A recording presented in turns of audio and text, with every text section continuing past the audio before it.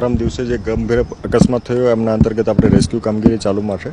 આપણે ખાસ કરીને કીચડની પરિસ્થિતિ હોવાથી ઉપરના ભાગમાં બ્રિજની સ્ટેબિલિટીના પ્રશ્ન હોવાથી ઉપર ક્રેન કામ કરે છે, એમને આપણે સેફલી કામ કરી રહ્યા છીએ. સાથોસાથ અંદરના ભાગે સોડા એશ સ્પ્રેડ થાય છે, એમના કારણે પણ પાણીમાં ઇરિટેશન અને ઇચિંગ થાય છે.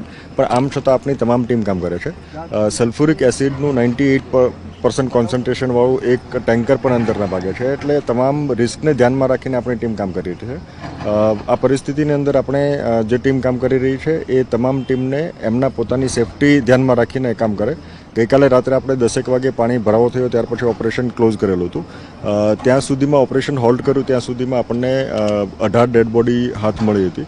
પરમ દિવસે જ્યારે આપણે એમનું લિસ્ટ બનાવ્યું, મિસિંગ પર્સનનું લિસ્ટ, એ કુલ 7 લોકો હતા. એ 7 પૈકીમાંથી આપણને ગઈકાલે સવારે એક વધારાનું લિસ્ટ મળ્યું, એટલે કુલ 8 લોકો મિસિંગ હતા. આ પૈકી આપણે 12 પરમ દિવસે મળેલ હતા. ગઈકાલે પણ 6 ડેડ બોડીઝ આપણે રિકવર કરી છે. આજના દિવસે 2 ડેડ બોડી આપણા મિસિંગ પર્સન પૈકીની છે. મોટાભાગે બીજા નીચે વાહનો નથી. બાઇક છે, બાઇકના સવારોનું આપણને મોટાભાગે ટ્રેસિંગ થઈ ગયું છે, એટલે અન્ય વાહનો હોવાની શક્યતાઓ